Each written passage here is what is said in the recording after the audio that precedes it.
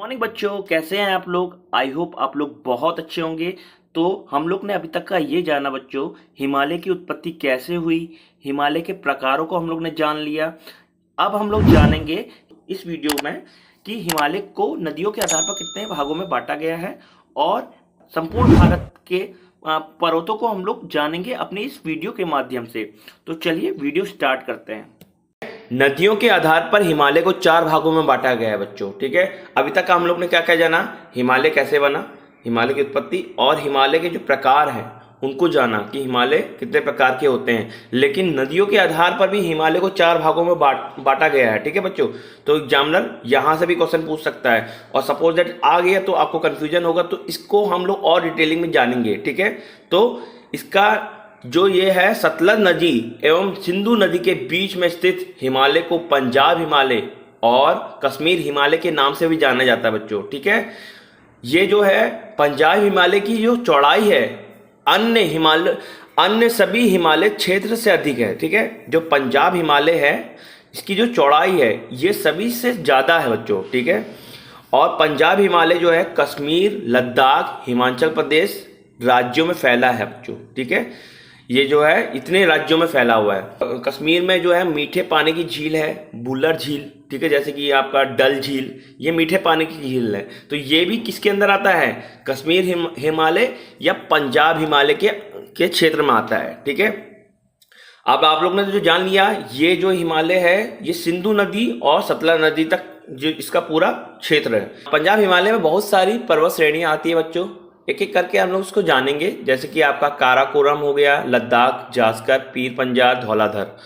अब आपके माइंड में क्लिक कर रहा होगा कि काराकोरम, लद्दाख और जास्कर तो आपका ट्रांस हिमालय का क्षेत्र है। तो लेकिन मैंने बताया है ना आपको कि पंजाब हिमालय की चौड़ाई सबसे ज़्यादा है नदियों के हिसाब से, ठीक है। तो इसमें जितने भी आपके और जितनी भी पहाड़ियाँ होंगी तो हम लोग उसको इसमें काउंट करेंगे, ठीक है। तो ये सब पंजाब हिमालय के क्षेत्र में आएगा, ठीक है। तो काराकोरम जो है ये एशिया की रीढ़ कहा जाता है बच्चों उसको, ठीक है, काराकोरम पर्वत को। यहाँ पर आपका इस पर्वत श्रेणी के में भारत का सबसे ऊंचा पर्वत जो है K2, ठीक है, गाडविन ऑस्टिन यहीं पर स्थित है, ठीक है। ये हम लोग ऑलरेडी डिस्कस कर लिया था।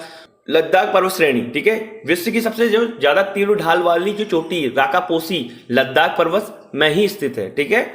अब जास्कर पर्वत श्रेणी जो सिंधु नदी है आपका, वो लद्दाख और जास्कर जो पर्वत श्रेणी है इसके बीच से होते हुए बहती है बच्चों, ठीक है, यहीं पर। अब इसको भी नोट कर लीजिएगा क्योंकि इंपॉर्टेंट है, ये सिंधु नदी किन 2 श्रेणियों के बीच से होते बहती है। तो आपका ये है आपका लद्दाख और जास्कर। अब पीर पंजाल की हम बात करेंगे, ये सबसे लंबी पर्वत श्रृंखला है बच्चों पीर पंजाल, ये जम्मू से लेकर हिमाचल तक फैली हुई है। और धौलाधर जो हमारा धौलाधर और पीर पंजाल पर्वत श्रेणी के बीच में कुल्लू घाटी स्थित है बच्चों, ठीक है। धौलाधर जो है इसी का ही पंजाब हिमालय का ही क्षेत्र है। तो हम लोग ने इसको ऑलरेडी जान लिया था, बस एक सरसरी नजरों से देख रहे हैं कि ये जो पंजाब हिमालय के अंदर कौन कौन सी श्रेणी आती है, तो उसको भी आप माइंड में क्लिक कर लीजिएगा, ठीक। अब कुमाऊं हिमालय की हम बात करेंगे। देखिए कुमाऊं हिमालय और नेपाल हिमालय को आप आसानी से याद कर पाएंगे क्योंकि इसका पता है कि जितनी बड़ी इसकी सीमा होगी उत्तराखंड की वो पूरा कुमाऊं हिमालय आ जाएगा। और नेपाल का क्षेत्र जितना भी होगा वो नेपाल हिमालय के नाम से जाना जाएगा। लेकिन नदियों के अकॉर्डिंग हम बात करेंगे तब, ठीक है। तो अब यहाँ पर क्या है, कुमाऊं हिमालय में जो है इसे गढ़वाल हिमालय के नाम से भी जाना जाता है बच्चों, ठीक है। ये सतलज और काली नदी के बीच जो है 320 किलोमीटर तक फैला हुआ है बच्चों, ठीक है। ये हिमालय क्षेत्र उत्तराखंड में फैला हुआ है, ठीक है, पूरा का पूरा। अब देखिए आपका सिंधु से सतलज तक का जो क्षेत्र है, ठीक है, उसे हम कहते हैं पंजाब हिमालय कहते हैं। सतलज से लेकर फिर काली नदी तक का जो क्षेत्र उत्तराखंड का, ये आपका हिमाचल, ये कुमाऊं हिमालय के नाम से जाना जाएगा, ठीक है। ये चीज समझ में आ गया। कुमाऊं हिमालय की सबसे ऊंची चोटी जो है नंदा देवी है और ये 7,817 मीटर है, हम लोग ने ऑलरेडी डिस्कस कर लिया था इसको। और बद्रीनाथ, केदारनाथ, गंगोत्री, यमुनोत्री इसी क्षेत्र में है क्योंकि ये जितना भी है जो ये चीज है ये सब उत्तराखंड में ही स्थित है। तो ये कुमाऊं हिमालय के नाम से जाना जाता है, ठीक है, उत्तराखंड को। अब नेपाल हिमालय की हम लोग बात करेंगे। तो नेपाल हिमालय जो है काली नदी और तीस्ता नदी के बीच जो है 800 किलोमीटर का जो हिमालयी क्षेत्र है, ठीक है, वो नेपाल हिमालय के नाम से जाना जाता है। नेपाल हिमालय की जो लंबाई अन्य सभी हिमालयी क्षेत्र से अधिक है बच्चों, दुनिया की सबसे ऊंची चोटी नेपाल हिमालय के अंदर में आती है, जैसे कि माउंट एवरेस्ट, कंचनजंगा, धौलाधर, मकालू, ये हम लोग ने ऑलरेडी डिस्कस कर लिया था। बस आपको नेपाल हिमालय कहाँ से कहाँ तक का है इसको आप लोग देख लीजिएगा, ऑलरेडी हम लोग और चीज़ें डिस्कस कर ली थी, ठीक है। और ये इसकी लंबाई की हम बात करें तो सबसे ज़्यादा लंबा यही है और अन्य हिमालय के क्षेत्र में। और चौड़ाई की हम बात करेंगे तो कौन सा है, पंजाब है, ठीक है, पंजाब हिमालय, ठीक है। और लंबाई में हम लोग बात करेंगे तो क्या है आपका नेपाल हिमालय, ठीक है। ये अब असम हिमालय की बात करते हैं, ये तीस्ता नदी से लेकर ब्रह्मपुत्र नदी के बीच में फैला है। इसकी जो लंबाई की हम बात करेंगे, ये कहां से कहां तक फैला है, 750 किलोमीटर तक ये फैला हुआ है, ठीक है। ये हिमालय जो है सिक्किम, अरुणाचल प्रदेश, असम राज्य तक फैला हुआ है। नामचा पर्वत जो है पर्वत वो असम है, असम हिमालय के क्षेत्र में आता है, जो कि अरुणाचल प्रदेश में स्थित है। ये तो हो गया आपका नदियों के अकॉर्डिंग हिमालय। अब देखिए क्वेश्चन ये भी बन सकता है, हिमालय को पूर्व से लेकर पश्चिम तक के जितने पर्वत है उसको आप लोग देख लीजिएगा, ठीक है। तो देखिए पूर्व में कौन सा पर्वत पड़ता है, नामचा पर्वत आएगा, और कंचनजंगा, उसके बाद मकालू और एवरेस्ट, फिर अन्नपूर्णा और धौलागिरी, ठीक है। तो ये जो पर्वत है आपका पश्चिम से लेकर पूर्व तक का। कभी कभी एग्जामिनर इस टाइप के क्वेश्चन पूछ सकता है कि हिमालय की जो चोटियां हैं पूर्व से लेकर पश्चिम तक का हिमालय की चोटियों को सही क्रम में लिखिए, ठीक है। तो जब आप इस टाइप के क्वेश्चन को देख पाएंगे, इसको इजी वे में कर पाएंगे, ठीक है। देखिएगा अब हम लोग बात करते हैं पूर्वोत्तर जो पहाड़ियां हैं, तो इसको थोड़ा सा हम लोग समझ लेते हैं, ठीक है। इसमें देखिएगा अरुणाचल प्रदेश में कौन कौन सी पहाड़ियां हैं, ये डफला पहाड़ियां, मीरी पहाड़ियां, ठीक है, अम्बोर पहाड़ियां, मिस्री पहाड़ियां, पटकोई बूम पहाड़ियां, ठीक है। ये पहाड़ियां जितनी भी है बच्चों ये अरुणाचल प्रदेश में पड़ती हैं, ठीक है। क्योंकि पूर्वोत्तर की हम बात करेंगे तो आपको इन पहाड़ियों के नाम पता होना चाहिए कि कौन सी पहाड़ी किस राज्य में है, ठीक है। एग्जामिनर यहाँ से भी क्वेश्चन पूछ सकता है। तो ये पूर्वोत्तर पहाड़ियों के बारे में हम लोग डिस्कस कर रहे हैं, ठीक है। अब नागालैंड में देखिएगा कौन कौन सी पहाड़ियां हैं, नागा पहाड़ियां, कोहिमा पहाड़ियां, ठीक है। देखिए नागालैंड की राजधानी क्या है, कोहिमा, और नागा, देखिए इसको याद करना कितना आसान है, नागा मतलब नागालैंड, नागा पहाड़ियाँ, कोहिमा मतलब इसकी राजधानी कोहिमा है, तो कोहिमा पहाड़ियाँ, ठीक है, तो यहीं पर है। और मणिपुर की हम बात करेंगे तो मनी पहाड़ियाँ और लैमाटोल की पहाड़ियाँ, ठीक है, बहुत इंपॉर्टेंट है, अभी पूछ सकता है लैमाटोल की पहाड़ियाँ किस राज्य में पड़ती है, तो आपको पता होना चाहिए मणिपुर में, ठीक है। और मिजोरम की पहाड़ियाँ, तो मिजो पहाड़ियाँ कहाँ पर है, मिजोरम में है, ठीक है। उसी के नाम के अकॉर्डिंग देखिए इसकी पहाड़ी है, तो आप इसको आसानी से याद कर पाएंगे। असम में है मिस्किर पहाड़ियाँ, ठीक है, असम में जो है मिस्किर पहाड़ियाँ, बराइल पहाड़ियाँ कहाँ पर है, ये इंपॉर्टेंट है बच्चों असम वाली, ठीक है। तो इन राज्यों में कौन कौन सी पहाड़ियाँ, इसको आप लोग एक बार जरूर नोट डाउन कर लीजिएगा, ठीक है, यहाँ से भी सवाल पूछ सकता है एग्जामिनर। अब मेघालय की हम बात करेंगे तो मेघालय ये गारो, खासी और जयंतिया, ये 3 पहाड़ियां पाई जाती है, जब मोस्ट इंपॉर्टेंट बच्चों, ठीक है। यहां से क्वेश्चन काफी पूछता है एग्जामिनर मेघालय की। तो ये गारो, खासी और जयंतिया, ये जो है जनजाति के नाम पर इनकी पहाड़ियों का नाम रखा गया है, ठीक है। ये 3 जनजातियां मेघालय में पाई जाती है, तो जनजाति से भी क्वेश्चन पूछ सकता है, तो आप लोग इसको इजी वे में क्लिक कर पाएंगे कि गारो, खासी, जयंतिया ये कहाँ की जनजाति है, तो ये मेघालय की जनजाति है, ठीक है। ये पहाड़ियां जो है हिमालय का हिस्सा नहीं है बच्चों, ये प्रायद्वीपीय पठार का हिस्सा है।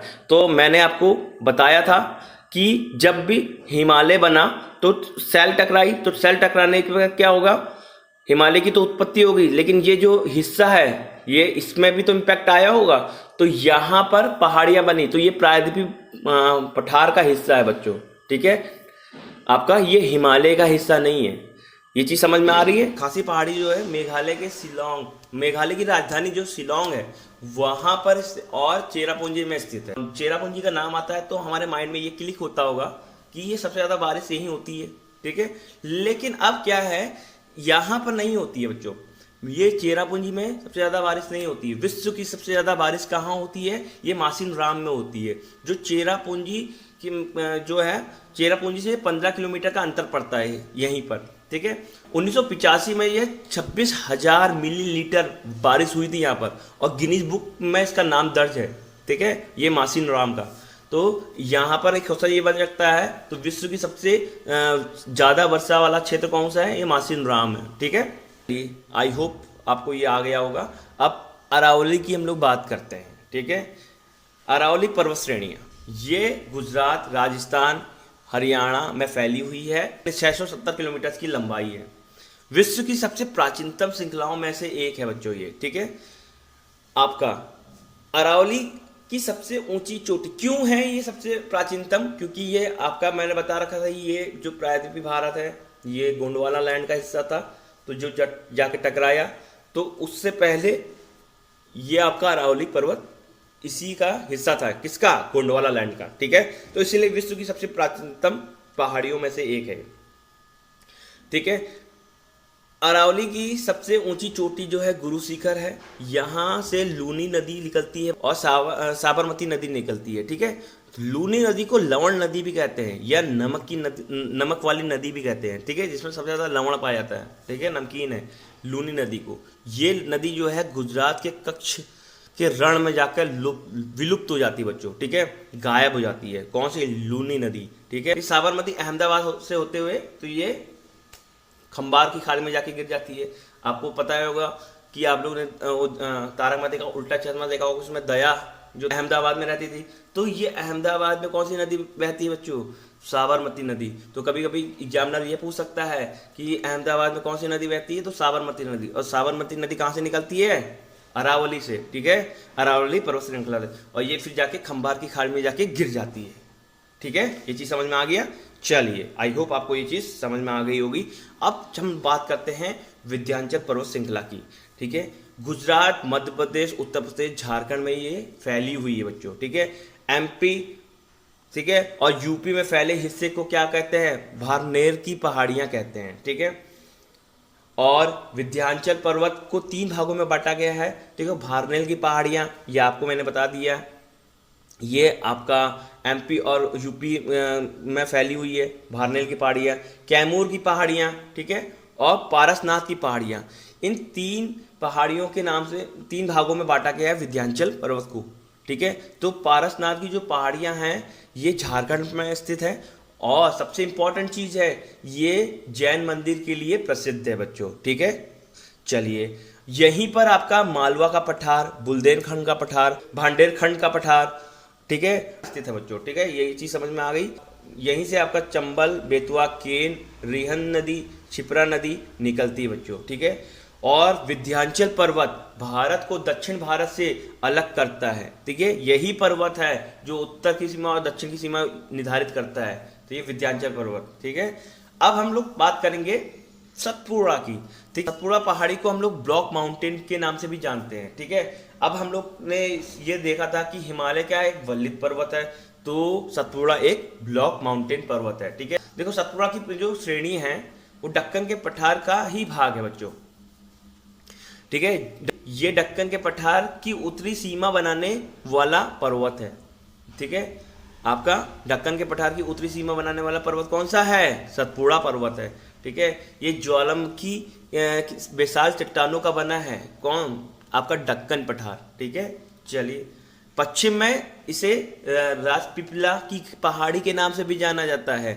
मध्य में इसके भाग को महादेव पहाड़ी के नाम से जाना जाता है। पूर्व में इसे छत्तीसगढ़ स्थित इसके भाग को, ठीक है, मैकाल पर्वत के नाम से जाना जाता है, ठीक। ये चीज समझ में आ गया कि ये जो पहाड़ियां हैं आपकी, तो इनको इतने नामों से जाना जा रहा है, किसको? सतपुड़ा को। तो अब इसके पहाड़ियों में जो स्थित सबसे बड़ी ऊंची चोटी है उसको हम लोग जानेंगे। जैसे कि मैकाल पर्वत की सर्वोच्च शिखर कौन सी है? अमरकंटक है, ठीक है। अमरकंटक से 2 नदियां निकलती हैं बच्चों। आपका पश्चिम में नर्मदा नदी निकलती है अमरकंटक से, और उत्तर की ओर जो है आपका सोन नदी निकलती है अमरकंटक से। जो सोन नदी है वो आपकी गंगा की सहायक नदी है, ठीक है। चलिए, और महादेव की सबसे ऊंची चोटी कौन सी है? ठीक है, इसमें जो एक पर्वत पड़ता है महादेव, महादेव की सबसे ऊंची चोटी कौन सी है? धूपगढ़ी है, ठीक है। ये इसकी सबसे ऊंची चोटी है। सतपुड़ा की पहाड़ी नर्मदा और ताप्ती नदी के मध्य स्थित है।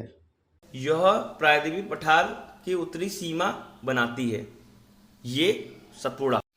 देखो, पश्चिमी घाट की हम बात करेंगे तो ये लगातार है बच्चों। और जैसे कि आपका महान हिमालय की मैं ये अनवरित इसकी चोटियां थी, लगातार थी, वैसी ही आपका पश्चिमी घाट की जो चोटियां हैं वो भी लगातार है। इसको पास करने के लिए भी दर्रों की जरूरत पड़ती है, ठीक है।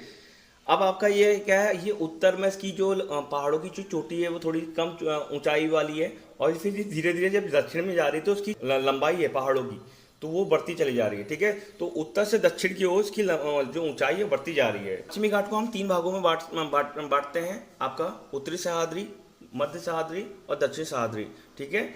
जो पश्चिमी घाट की जो सबसे ऊंची चोटी है बच्चों, वो है अन्नामलाई की पहाड़ी में स्थित अन्नाईमुडी, ठीक है। ये बहुत इंपॉर्टेंट सवाल है। जो इसकी लंबाई है ये 2695 मीटर इसकी लंबाई है।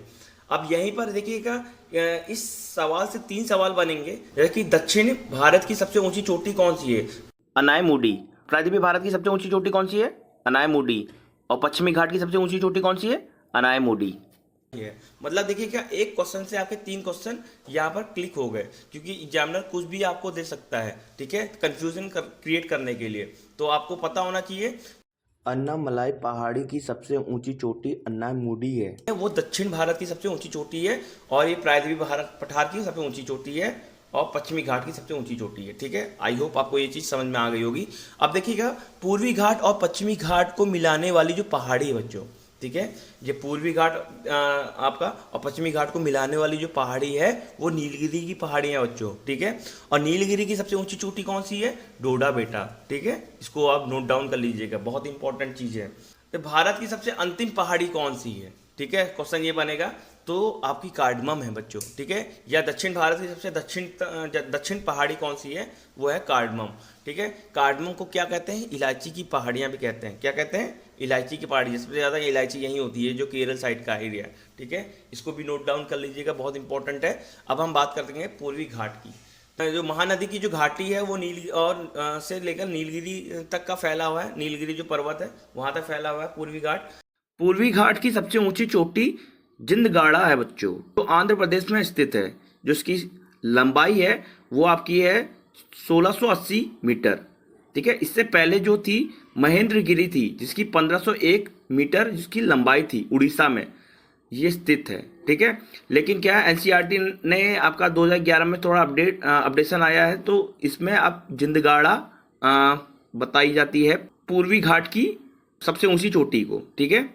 देखिए, अंडमान निकोबार की सबसे ऊंची चोटी का नाम क्या है बच्चों? वो है संडल पीक, ठीक है। अब लक्षद्वीप की सबसे ऊंची जो चोटी है, पर्वत चोटी, उसका नाम क्या है? नारचो। समझ में आ गया? तो इसको भी आप नोट डाउन कर लीजिए, बहुत इंपॉर्टेंट चीज़ें हैं ये। एग्जाम में छोटी छोटी चीज़ें पूछ सकता है एग्जामिनर। तो आई होप आपको ये चीज़ समझ में आ गई होगी।